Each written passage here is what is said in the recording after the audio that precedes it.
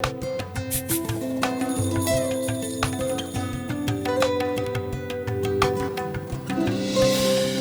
everybody. Thank you for joining me. India continues to vote. 4 phases are done. There are 3 more to go. And it's becoming clear if you look at the speeches on the campaign trail and if you look at some of the election advertising that the BJP has put out, that it is banking on reaching out and appealing directly to a Hindu vote bank.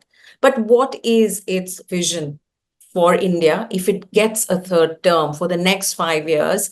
What does Vikas and Viksit Bharat mean going forward? I'm hoping to get some clarity and therefore delighted to be joined by Anil K Antony. He's a national secretary of the BJP. He's also a national spokesperson. He was a member of the committee that created this manifesto, and he was the BJP candidate for the Pathanamthitta constituency in Kerala. Anil, thank you very much for making time. Thank you. Thank you for having me over. What was the past month and longer actually like for you? Because this is the first time that you are contesting elections. You're the BJP candidate, as I mentioned, for Pathanamthitta in Kerala. What was that experience of being on the ground in a state where the BJP has never won a seat, and as a person who belongs to a very storied political family in Kerala, but for the Congress, what was this experience like? So, like you rightly said, this is the first time I'm contesting in an election myself.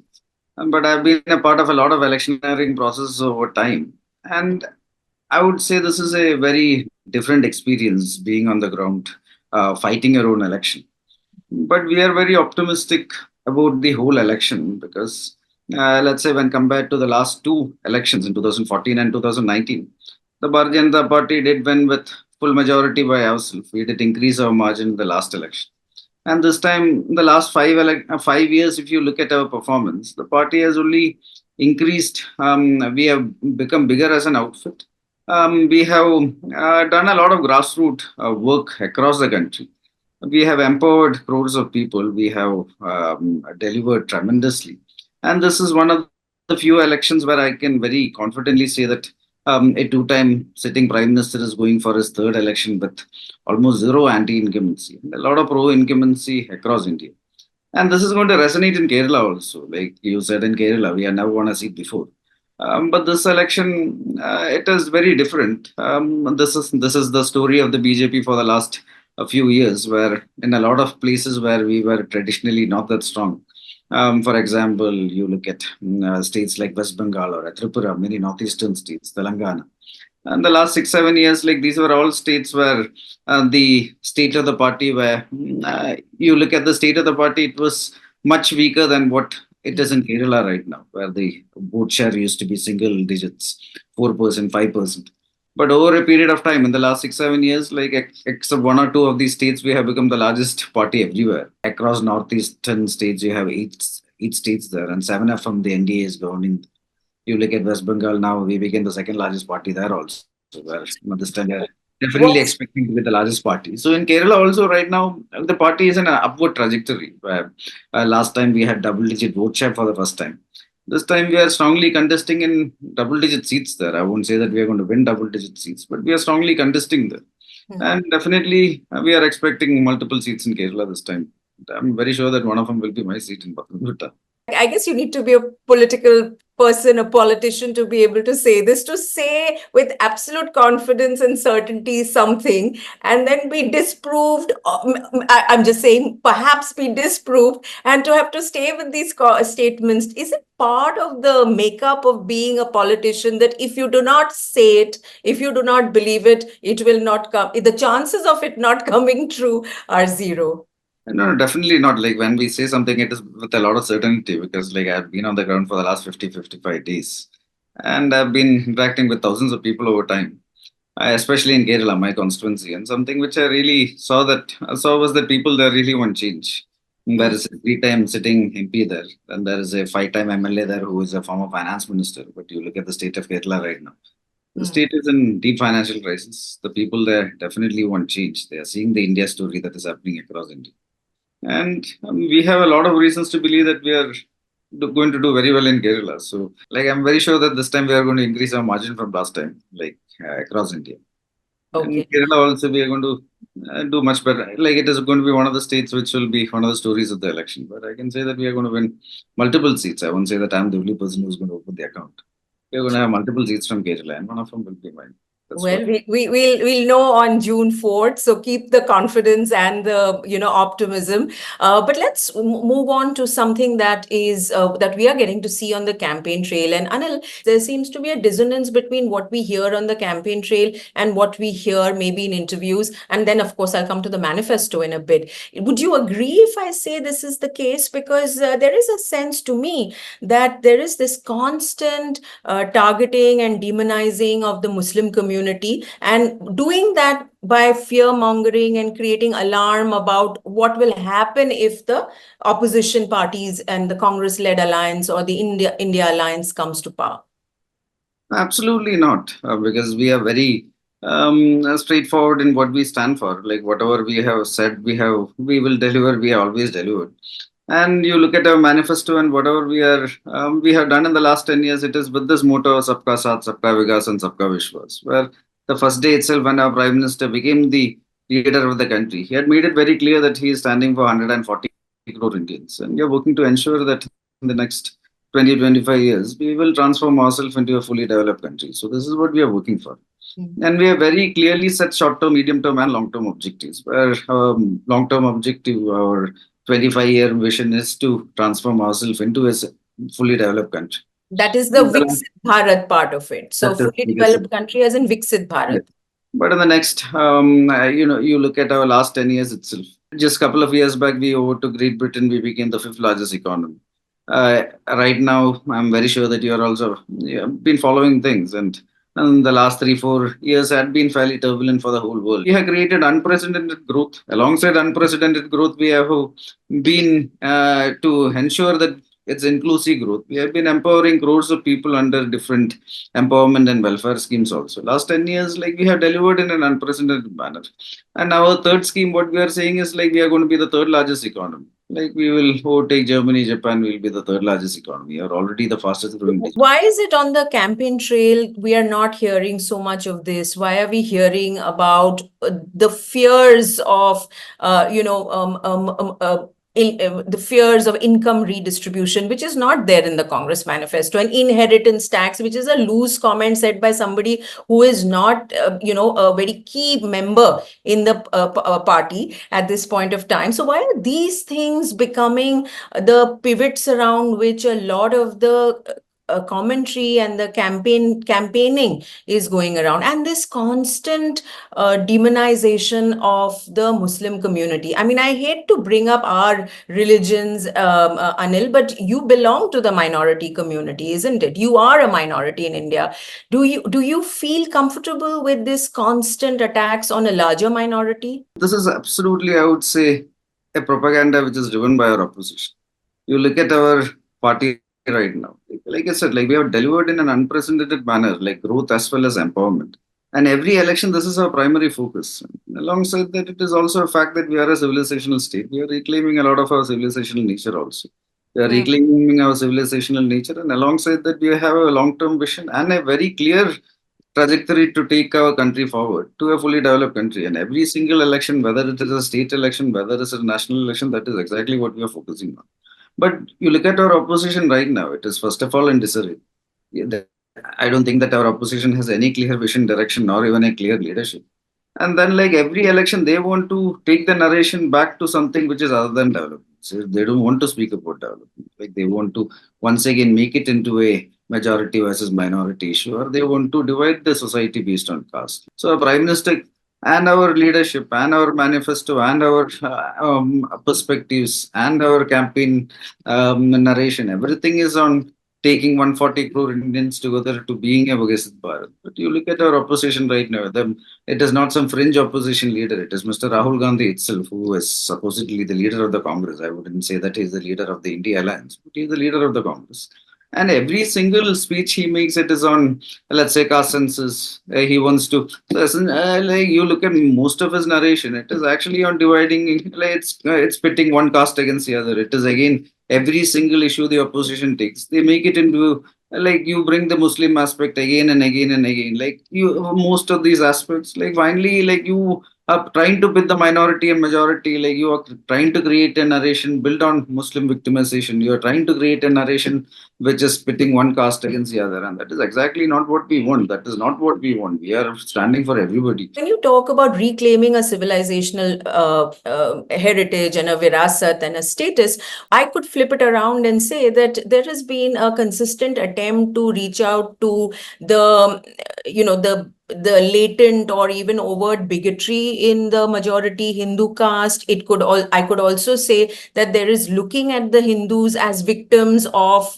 civilizational hurts, and all the communication that the party you represent today is making is constantly playing in and plugging into these aspects. Even though that's why I say there is a dissonance, because you are talking about development and Viksit Bharat and all of these things on the one hand, and on the other hand, we continuously hear this soundtrack. What should I believe? I'm in Mumbai. I'm going to cast my vote on the 20th of May. Which tune should I listen to? So this is exactly what I've been telling from our first question. Like, let's say the last 10 years, we created unprecedented growth. We created unprecedented development. We have been creating unprecedented amounts of empowerment. And we are ensuring that we are telling that to the people. Alongside that, like I said, we are a civilizational state. We are one of the few civilizational states that exist across the world.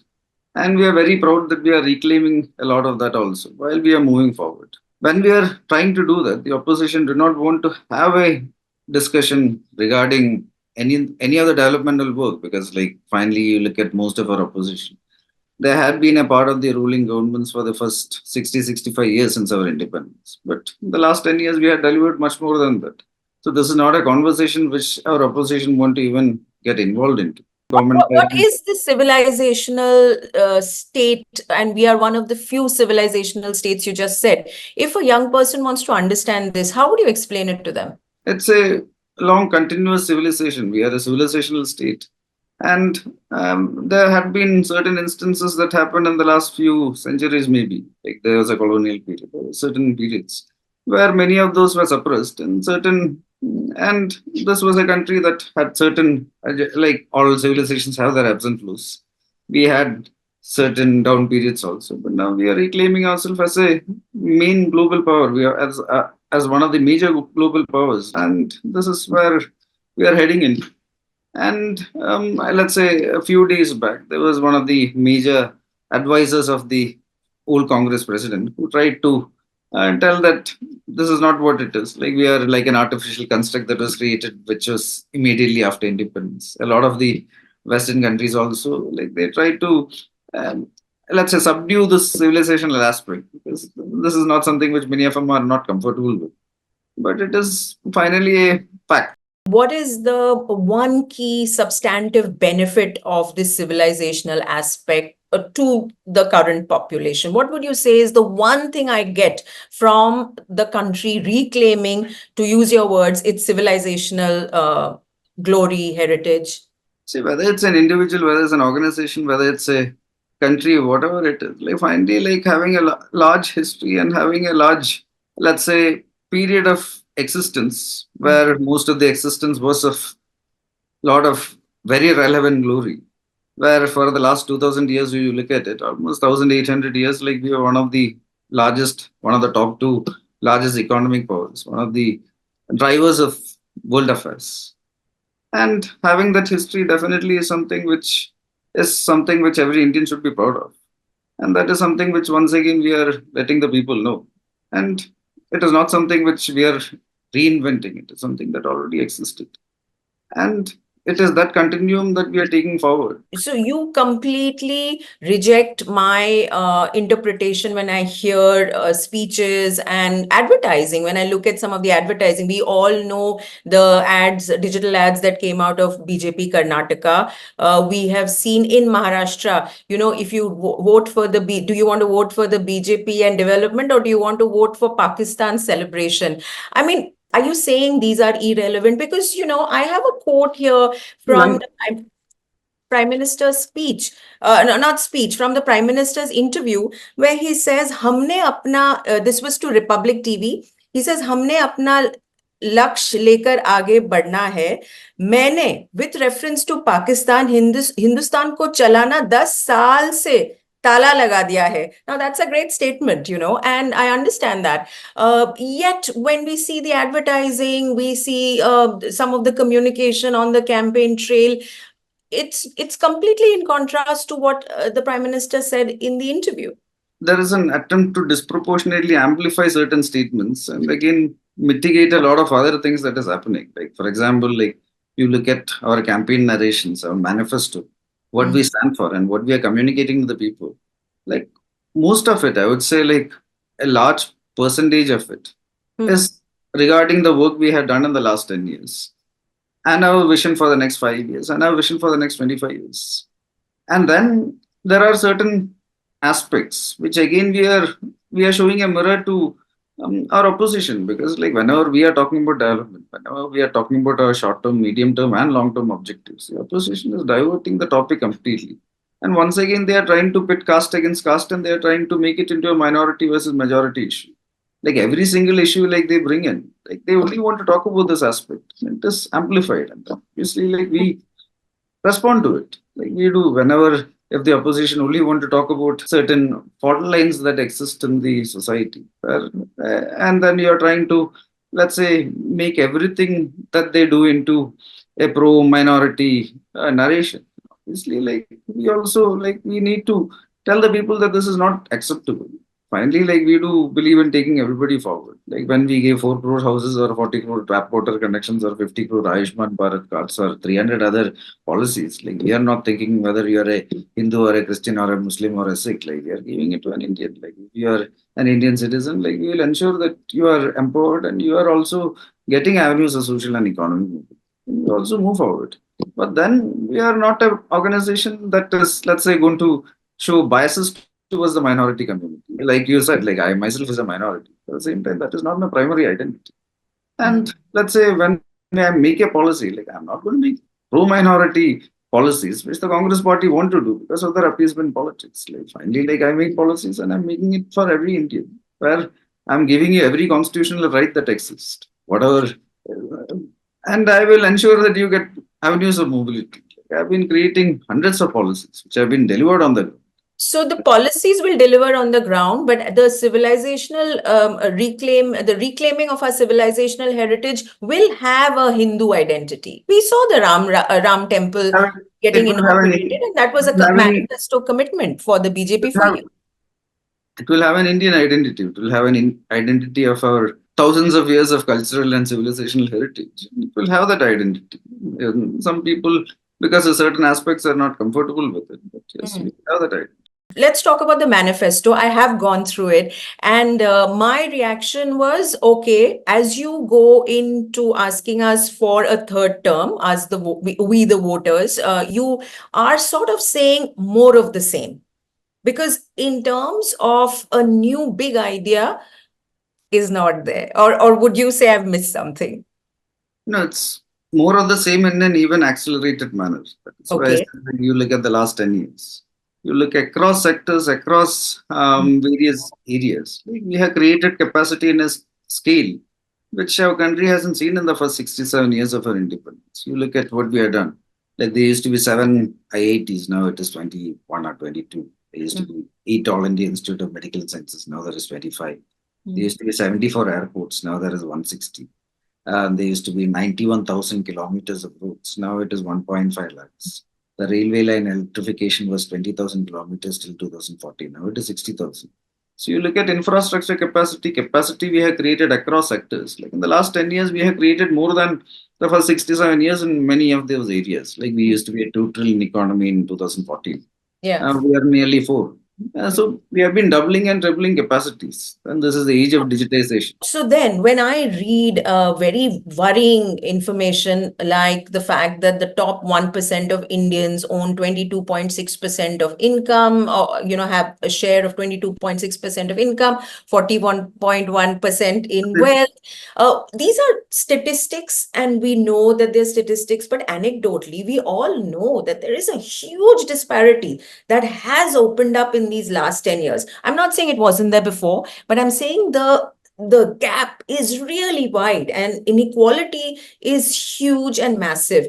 What is there in the BJP manifesto to address this directly and head on, Anil? Because I think that really is the critical question. And on the Congress front, we have heard some of the ideas that they have, whether you care for them or not. I wouldn't say like we are looking at this particular issue mentioned in the right perspective. You look at inequality, like you said, like it is something which always existed. But then as a policymaker, my job, I would say, is to ensure that there is inclusive growth. It is not practical to ensure that everybody grows the same way. But at the same time, like you give avenues of social and economic mobility to everybody. So let's say when you look at inequality, let's say it's something which exists across the world. Like you look at anywhere in the world, like it's the natural. That's not good enough, Anil. If you want my vote, you have to tell So me how finally, this number is going to, how so the fin- wealth and income so it India is generates and the growth and this capacity is equitably no distributed, because because it is there is not at this point of time.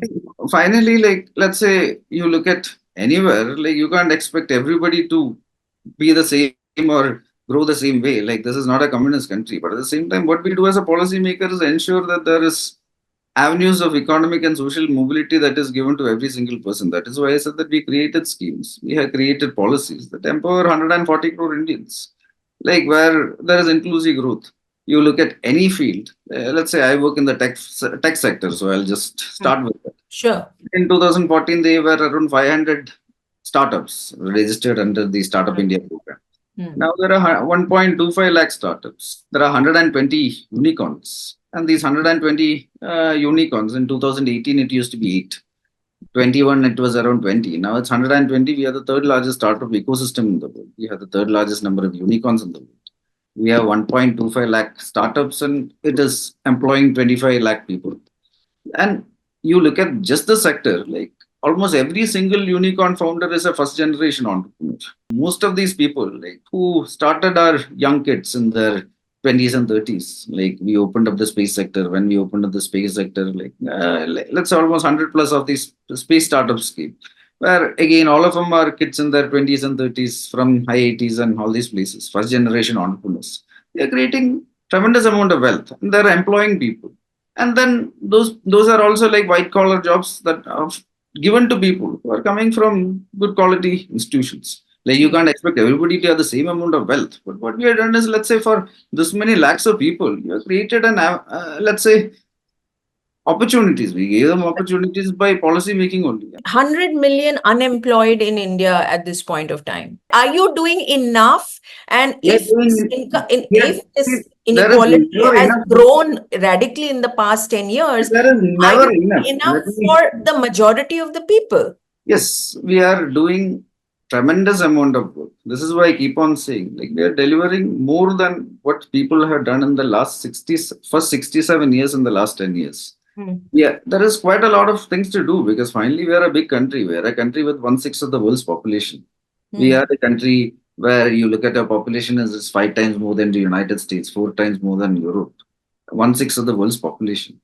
And there is quite a lot of things to do. So this is why I say that, let's say you continue this trajectory. I'm very sure that in the next 20, 25 years, we'll be a fully developed country, an upper middle income country. But right When you now, say we are fully working. But developed yes, country, what would you say would be an approach in this on this path to become a fully that developed country, to approach is reduce exact. So the approach is inequality and what to we are create doing. jobs? So in the last 10 years, we have taken 25 crore people out of poverty. Yeah, that's like 250 million people. Hmm. And we are creating this holistic approach where like you are giving avenues of economic and social mobility to every single Indian. Right now, Mm. you look at any household in this country. I would say that every household in this country is actually beneficiaries of at least 7 to 10 schemes that we have started. Like, let's say you have a housing scheme. There are 40 million, 40 crore beneficiaries. Like, you look at our Jal Jeevan So, mission. okay, so the free ration, the housing scheme, the attempt to Housing, give me Jal water, Jeevan, I don't want to insurance. stay there. I want to go up the Yeah, ladder. so What the is the different people are BJP at doing different to phases. take So people up the ladder to different people are reduce? at different phases. So this is what you Okay. need to understand. This is a country with 1.4 billion people. Like, and each there are people at different social as well as economic stratum. Like finally, like you can't expect me and your needs to be the de facto needs of every single Indian. There are people who are, let's say that this is why we had to uplift 25 crore people out of poverty in the last 10 years, because before that they were all under the poverty line, but we uplifted that. But then, like, we are having this holistic economic policy where you are creating capacity, you are doing skill training at one side, where you are, let's say, skilling a lot of people, upskilling them. Because you look at this country, like, still, I think almost 47% of our population are technically in agriculture sector. They are only 16-17% of the GDP. So you're upskilling people. You're having a manufacturing India program, where we are building manufacturing capacity across sectors. And you believe that this is enough to address these serious, data which suggests It is a that. process. In the last 10 years, we have done more than any government has done in the first 67 years. And we are accelerating the process in our third term. And by the end of this decade, like, we are very sure that we will be the third largest economy. Like, we will be like a 7.5 trillion economy. Like, we will have much higher per capita wealth. We will have much better indigenous capacity across sectors in India, and you will see better lives. You would see better living conditions for almost every, I would say, not even say almost, I would say, like, you are guaranteed to see, you will see better living conditions to every single household in India. So this is what our guarantee is. Arvind Kejriwal came out and famously talked about the fact that, in the BJP, leaders have been retiring at 75. And even though this is not a written rule and it's not part of the party's constitution, this is something that you'll have implemented with leaders in the past, like, of course, starting with LK Advani and going down to Amiben Patel. So he implied that Prime Minister Modi would also hit that 75 barrier in So the third term. the party has already made our stance very clear. Like our Honorable Home Minister himself has said very clearly that forget retirement, like in 2029 also. We are very hopeful, and the entire party wants to, and that our Honorable Prime Minister right now will be leading our party and the country in 29 also. This is what we hope for. So It's those already. rules will not apply to him. So it never applied to. So what, we are the largest party in the world, and we are unlike the other opposition parties. We are a democratic party also, where we have a president who is selected, and our office bearers who are selected using democratic. But Mhm. our prime minister is right now, let's say, let's be very real. Like, he is right now India's largest mass leader. I don't think that there have been any leader Mhm. anywhere near this popularity anytime soon. And right now, he is one of the biggest global leaders also.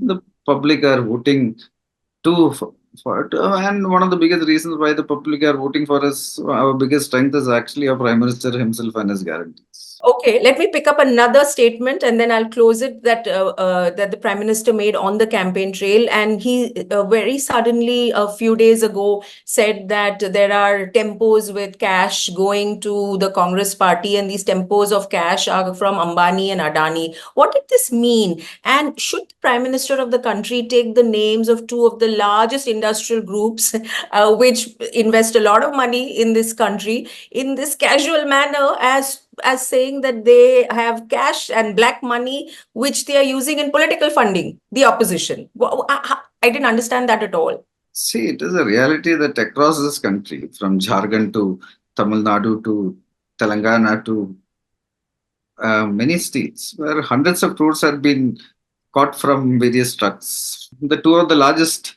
keys were from the Congress party, where I think from Jharkhand almost 700 crores have been caught right after the last election. Now another 200, 300 crores have been caught from somewhere else. And then this is a party that claims that they are not having enough funds to pay their own bills. This is what one of their main leaders were claiming just 2 3 weeks back. So So, we are also very but the curious. source of the funds, the Prime Minister says that the source of the funds are two of India's largest industrial groups. So, so till 2 3 weeks back, you had Mr. Rahul Gandhi who was vehemently criticizing both Ambani and Adani. And then 2 days back, you had the leader of opposition. Again, it's not some random Congress leader. It is the leader of opposition in the Lok Sabha, Mr. Adharanjan Chaudhary, who was saying that, yeah, we'll keep talking about Adani and Ambani, etc., till they pay up. This is exactly what he said. So, like, we are just, let's say, reading these lines and we are coming to our own. So does the BJP and do you all believe that the Ambani and the Adani group is sending cash money to the opposition? So, see, See, that's my question. Electioneering is one thing and real life is another thing. And poor voters like me are caught in the middle. What do we believe? so this is something else, right? Because of, let's say, processes we brought to the system. Like we have decreased black money tremendously, like including through the electoral bond system. But still, like you look at all these cash keys that is being coming up across the country. Like from most of them tend to be in states where Congress is in power. I don't know why. Whether it is Telangana, whether it is Jharkhand, whether it is like you have But these Congress hundreds is of not in crores. power in Jharkhand. It's an alliance Congress Anyway, has. but no, so Congress MP there. but so I think the fact that you're not answering me directly on this, Anil, is an answer. But let me ask you one final question, and that I'm going to make it personal because we started on a personal note, and that is that you joined the BJP last year. In fact, around the same time, in less than a year, you're a national secretary, you're a national spokesperson, you're in the manifesto committee, which is, I mean, I looked at all the other names, all heavyweights and long-term BJP members, and you're a candidate on the ground. So that a lot has happened in the past year. What has it been like? And, we know that your father and you are estranged over this decision of yours, and that is what we read. I'm not a political reporter from Kerala, but that is what we read. That is what we hear. We heard his comments even after these elections. Um, was that price that you paid of the estrangement with your father and the way your work life has panned out, when you look at these two in balance, how do you feel? There are no prices. Like I always said that my parents are some people who are high, have the utmost of respect and love for. But politics is politics, and I don't agree with this politics. I joined the party. Like when I joined the party, also I joined the party last year on the party's foundation day. That day itself, I had said very clearly that I didn't join this party because I want any titles or positions or any tickets. It's because it's an outfit which I feel is going in the right direction, led by a leader whose work I admire. And this outfit has a long-term vision for the country, something which I do think that I can contribute towards. I joined. Then I work hard, and then the party leadership has been I'm very thankful to the party leadership for the opportunities that is given to me. Each of them, I believe, is a responsibility. And I try to ensure that I can do whatever I can to the best of my ability. That's all. But there is nothing estranged about it. Politics is politics, personal is personal. I do have good relationship with a lot of people across the political spectrum. But then politically, I do sincerely think that what I did is the right thing. And it is something which crores of Indians, not just me, there are crores of Indians, crores of young people Hmm. who have the similar frame of mind, where we are very happy with how our party is functioning, our government is functioning, our prime minister is leading this country. And then the other side, you have a opposition that is completely clueless. It is very difficult to even explain what they stand for. You don't think that there is any. So there's no looking back where Anil K Antony is concerned and his decision that he took that you've taken last year. I'm referring to you in the third person. I think it's got to do with Prime Minister Modi referring to himself in the third person. I wonder if all of you all will start doing that. No, I'm very, very happy with what I've done. I'm very happy with my decision. I'm doing quality work. I'm contributing towards nation building. I'm contributing towards this country's long-term trajectory, medium-term trajectory. And I'm working for an outfit which has a clear vision and roadmap for this country. I'm working for a leader with a very clear vision and roadmap for the country. So I hope there is nothing to be, let's say, doubtful about. Okay. I'm sure that I'm making taking the right choice, and I sincerely hope that already crores of people have done it, and I'm very sure that in the coming years, crores more of new people will be doing that. Right. Anil, thank you so much for making time and taking all my questions head on. I wish you good luck. And after June 4th, we will know the outcome. I wish you luck. I wish your party luck. And we'll keep talking. Thank you.